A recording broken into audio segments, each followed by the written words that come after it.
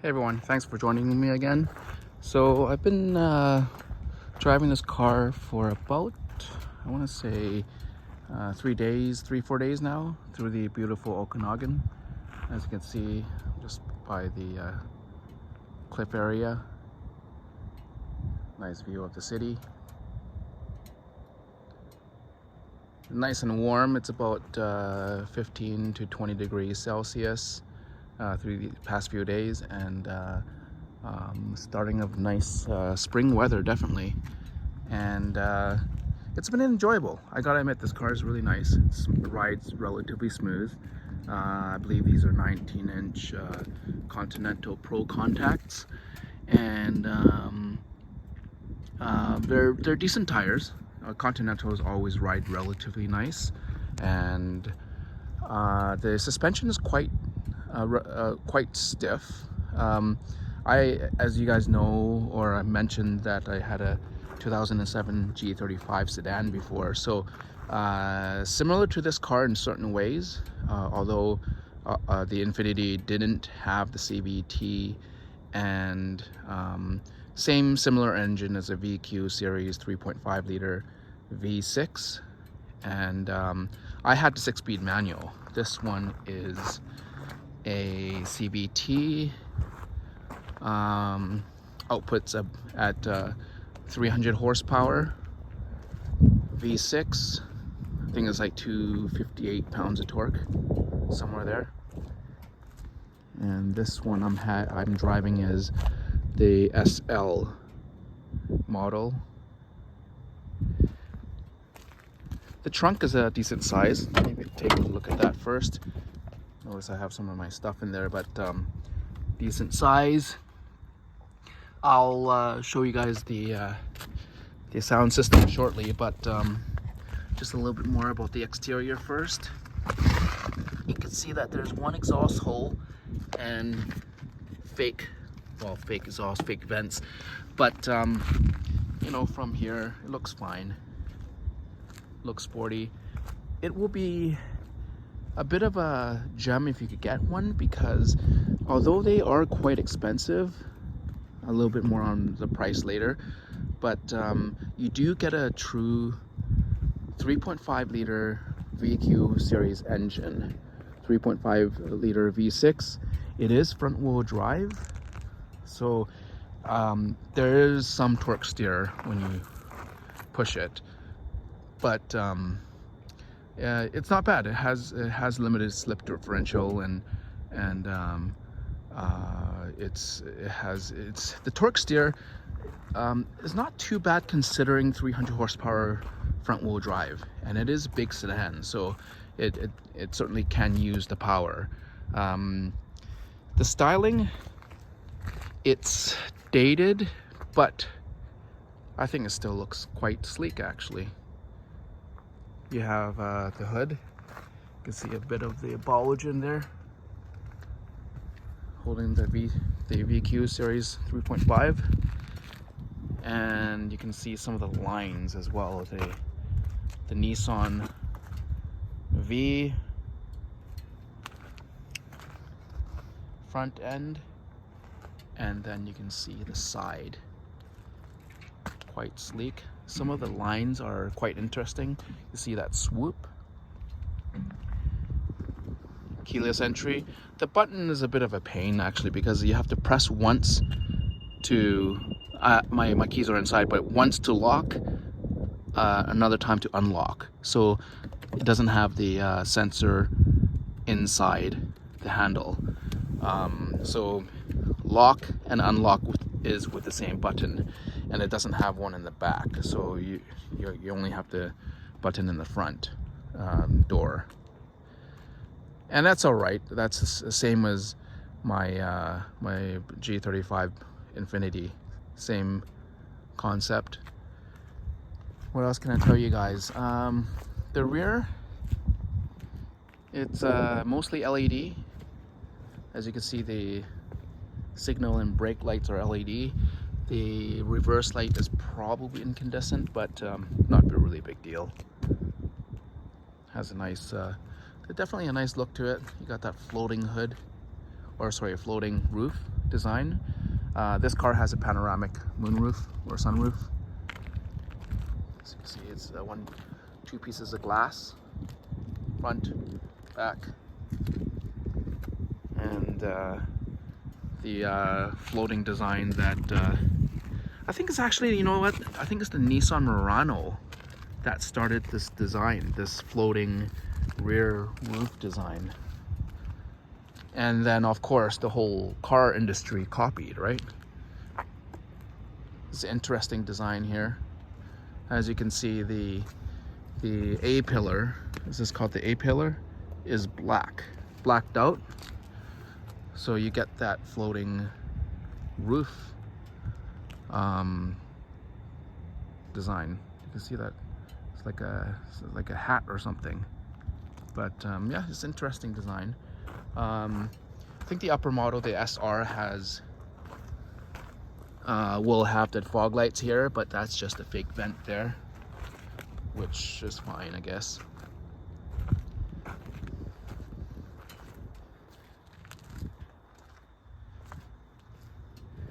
And let's take a look at the interior. I have some of the water bottle things here, but so excuse the mess, but you can see the seats are decent leather. Some piano black that gets fingerprints and scratches. I'll zoom into that a little bit. This car only has 10,000 kilometers, so certainly not old.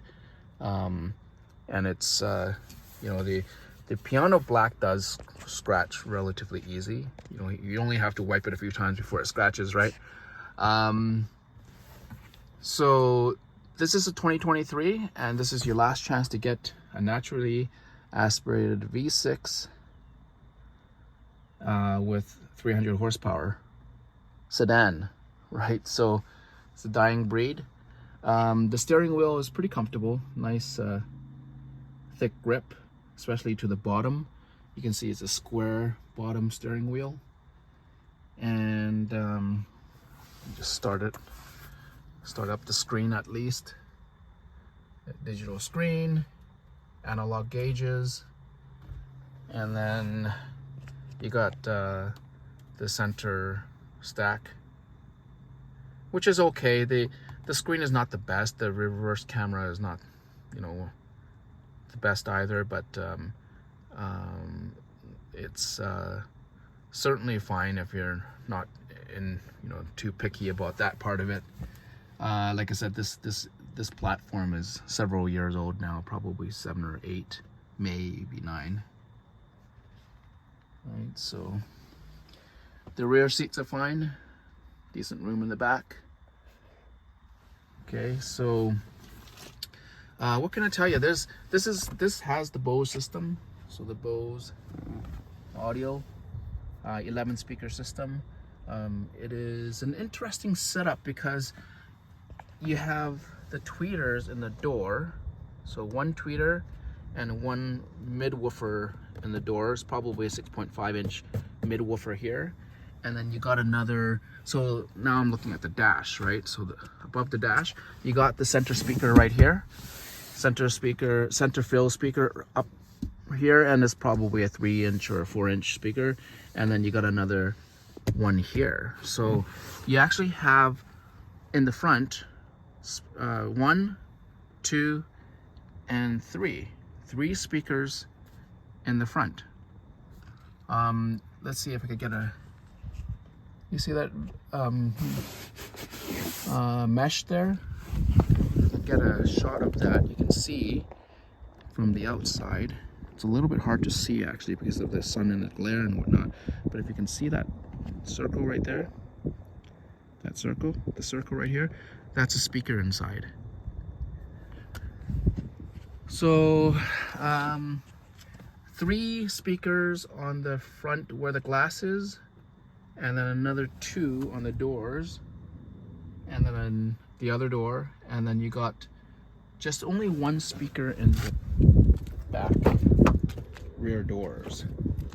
See, there's no tweeters or anything, so you only have a small speaker here, and it looks like a 3 inch speaker as well. So you have no woofer speakers in the rear door, right? Which is a bit of a weird setup, I think.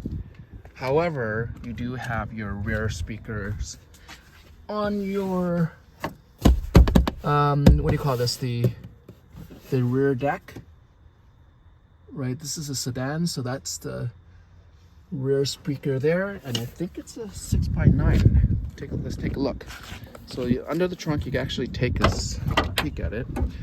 So if I kneel down, take a look on the back and the bottom here. So yeah, it's a 6x9. See, that's a 6x9. That's the label, Bose branded speaker. And I took a look earlier, but it's a paper woofer. You feel that? At least I think it is anyway. Pretty sure it's a paper woofer. Bose center point speaker system typically does use paper woofers, which is fine, but I've always thought that paper woofers get a little cheesy after, you know, years of you know, driving in the rain and the cold and warmth. It gets weathered, right? Paper gets, you know, just gets weathered when it's cold and damp and whatnot, right? So there's an amplifier back here. So if I can show you guys, you can see the Bose insignia right there. And this is probably the amplifier that powers the 11 speaker system. And no subwoofer. If you take a look under the trunk, where the trunk is, you can see that there's a spare tire and a bunch of sound deadening. See that stuff is the spray-on factory sound deadening, which cracks after a little while, but I mean, it's lightweight, so that's why they use the stuff, but it does crack after a while. You see that crack, those cracks. Does it work? Yeah, sure. It's fine. And what else can I tell you? So that's just a cover for it. I think you get 60-40 split, or does it? Let's see. Yeah, 60-40 split. Right. So you pull on this latch and basically it drops the seat, or it should anyway. There you go. 60-40 split, which is, you know, pretty standard these days. And the trunk doesn't get any hydraulics or anything, so it basically just goes up a little bit loosey-goosey, but I mean, that's fine.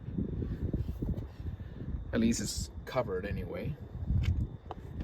And of course, there's typically, you know, on these cars, it's not much sound deadening, right? But it is what it is. Yeah, what else can I tell you guys? It's overall a decent vehicle. It's not cheap, so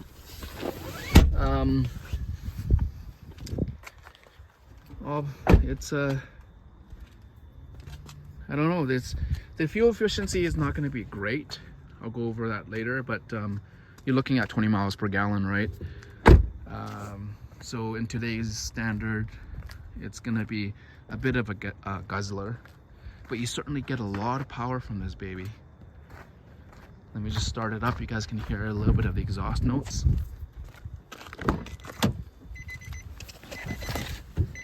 Push button start. There's a cliff there, so I made sure I put on the ancient push on and off emergency brake.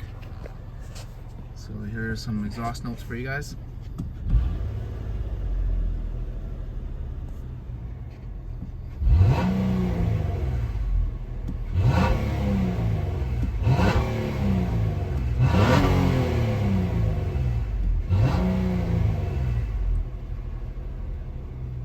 that's the VQ signature sound. It has dual exhaust, but it's a little bit different than the Infinity setup, or which is the same as the Z35, or sorry, Z350, Z370, which has dual intake, dual exhaust out. So let me pop the trunk for you guys, or the hood. It does have hydraulic hood. What do you call these things? It's a hydraulic hood props, and you got the V6. So basically, the intakes right here goes into the one air box that goes into the engine, which is mounted transversely, not longitudinal. I could probably, actually, you know what? You can't even take this engine cover off without taking the screws off, right? So I'm not going to take that off. But it is transversely mounted versus longitudinal. So the V is in a certain direction, basically. For front-wheel drive, it's the easiest, most compact way to do that.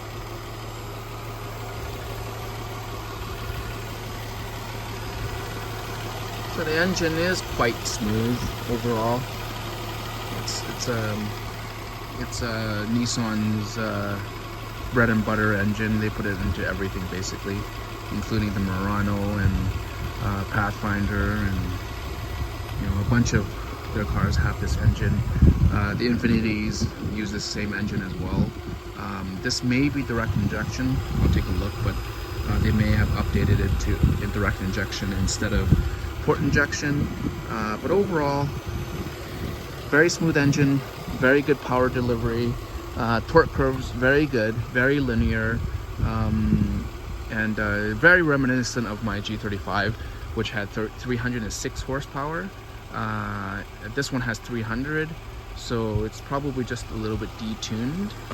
And since it doesn't have probably the sport exhaust and sport intake, the Z series and the G35s have dual intake.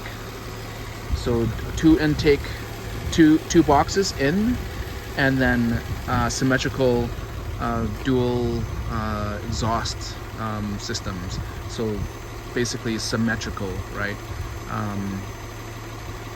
And as you can see,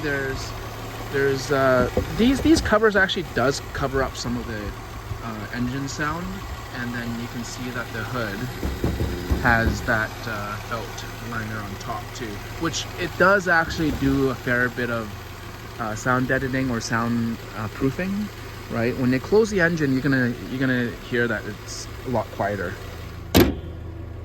right? You instantaneously, it's a lot quieter. So yeah, I'm gonna look at the car.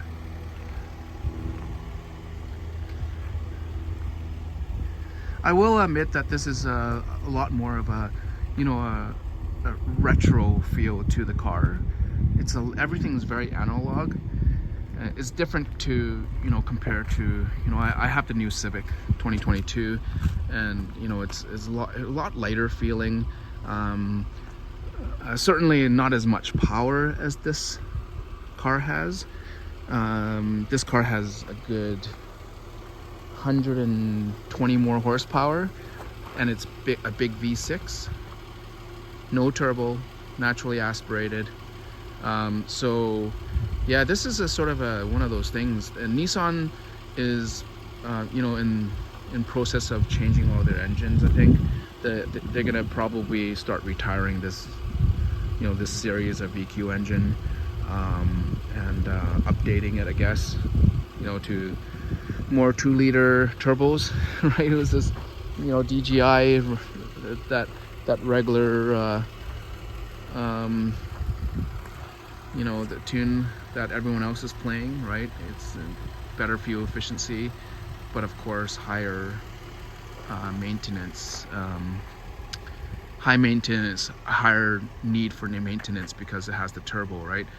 These VQ engines will last a long time. I can't say much for the CVT, but you guys, you know, I'm sure you guys heard about the Jatco CVT transmissions.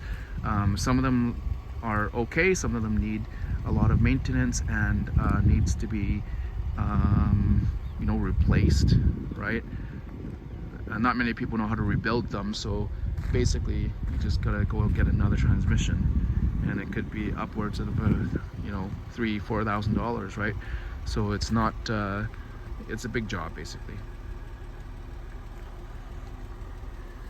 But I'm gonna miss these cars when, you know, when they stop selling them, because like I said, everything is going small displacement turbos, right? Yeah.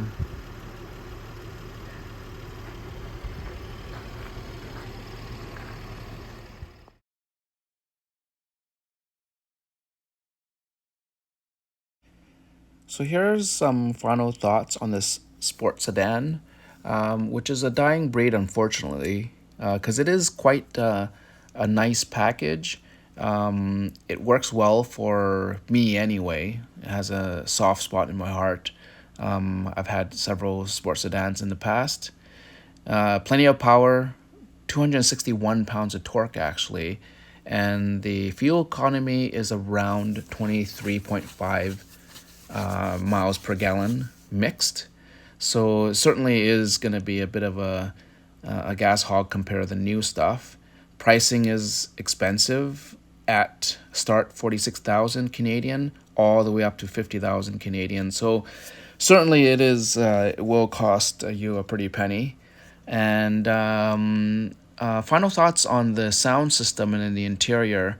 It's nice. It has a nice feel to it. Very solid, well built, and the sound system is an interesting one, reminiscent of the Studio on Wheels by Infinity and Bose. Right, three speakers in the front, plus center speaker, and the bass in the back. Although I will say that it needs a little bit more low end. But with that said, thank you for watching, and please subscribe, like, and let me know what you think of this car. Let me know what you think of the sports sedans, which is all turning into, you know, the SUVs and whatnot, right? So thank you for watching.